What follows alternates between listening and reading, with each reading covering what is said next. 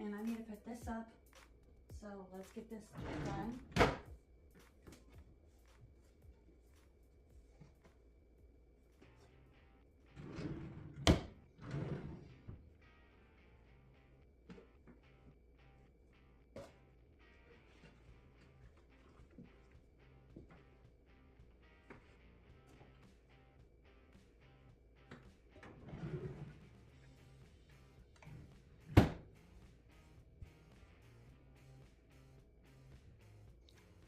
And this is what I put into my DIY Dawn stuff.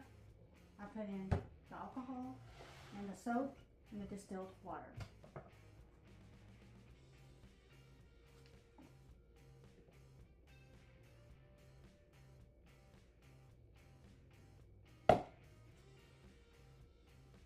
And then this is organized with my DIY. Okay guys, I'm going to give you an overall look of how the kitchen looks now. It's all clean, as you can see. All put together now. Alrighty, as you can see, it's all cleaned up. And I am totally loving our new chandelier that we got in our kitchen now.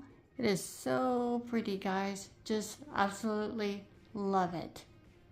And it was gifted to us from a friend.